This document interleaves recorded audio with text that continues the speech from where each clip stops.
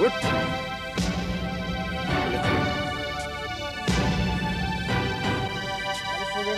खन जा छिटो खन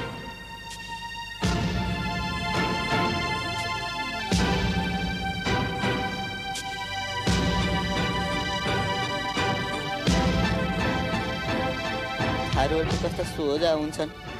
एउटालाई मुद्दा पर्यो भने सबैले गाउँै छोडेर भाग्थे भन्ने सुनेको थिएँ। यिनीहरू त कस्तो जन्नु परेछन्। सोझा छन्, त्यसैले त धोका दियो हामीलाई। महावीर बाबा छोड दे, आइज।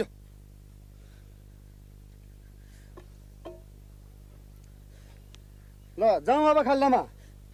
त्यसो नगर हेर कल्लु भाइ, म बुढोलाई मारेर तिमीले के पाउँछौ? तँलाई खाल्डा पुरेर शान्ति पाउँछु मैले, शान्ति, बुझिस्?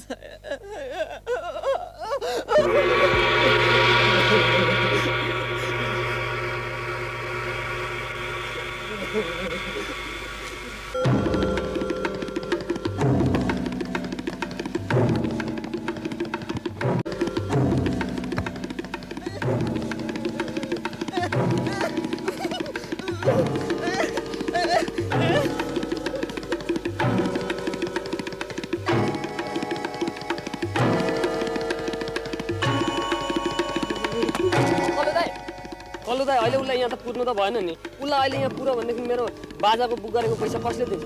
उहाँको पेट्रोल ट्याक्सको पनि पैसा दिएको रहन्छ, त्यो हामीलाई कसले दिने? ए कल्लो दाई, उम्र से 3 आदमी छे, न जाने अब ओकरे आदमी छे कौन? हाँ 3 जना ये छै। ए आगे जस्छ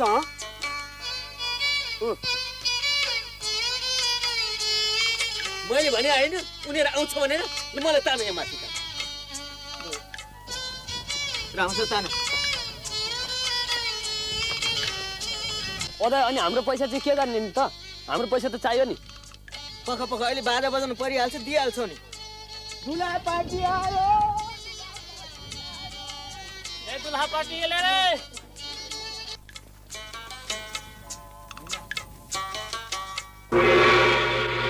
होइन त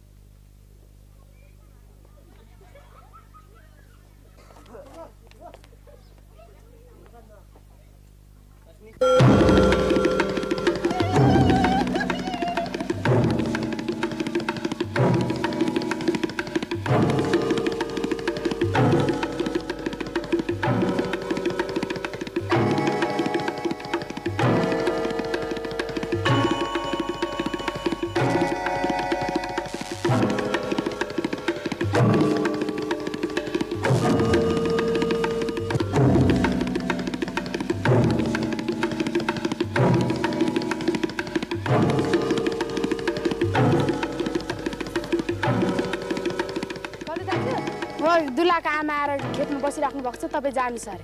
खेतमा? अनि घरमा नलएर किन त खेतमा? घरमा आउनु मान्नुहुन्न, बिचराहरूलाई कस्तो परेछ। घरमा बुवालाई खबर गरिसक्यौ? बुवालाई त किन खबर गरिसक्यो? तपाईँ खेतमा जानुहोस्, म घर जान्छु। ल मान्छे आइसक्यो भने किन बोकिरहन्छ त्यहाँ? छैन के गर्नु भएको? किन यसरी अबेर आउनु? खोइ बिहेको तयारी पनि केही देखिएन। कहीँ मन बदले त आउनु भएको होइन? त्यत्रो वचन दिइसकेपछि मन फेऱ्यो भने त मरे तुल्य हुँदैन हामीलाई।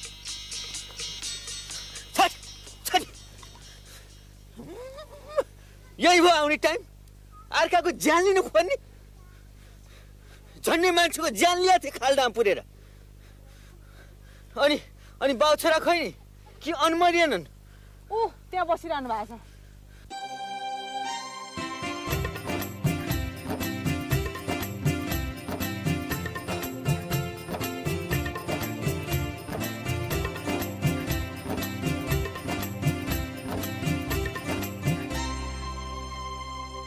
सम्झिज्यू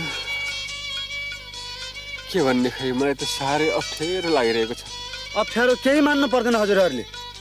यत्रो कष्ट सहेर हजुरहरू आइदिनु भयो। हाम्रो कत्रो गाउँमा इज्जत रह्यो हजुर। हामी थारू जातिहरू विश्वासीको लागि ज्यान दिन पनि तत्पर छौँ हजुर, तर विश्वासघातीको लागि ज्यान लिन पनि पछि हट्दैनौँ हजुर हामी। तर विश्वासघाती भन्नेमा त्यो रिसको झोकमा आएर झट्ट खाल्टी खनिहाल्छ हुँदैन, बुझ्यौ? के गरे तिमीले मलाई पुरी हाले भएदेखि तिम्रो बहिनीको बिहा मेरो श्राद्ध तिमी झ्यालखान जाने एकैचोटि पर्थ्यो, बुझ्यौ? म यसको लागि माफी माग्छु कृष्ण प्रसादजी। परे छैन माफी माग्न। जिउको 3-4 किलो मासु घटाइदिइहाल्यो।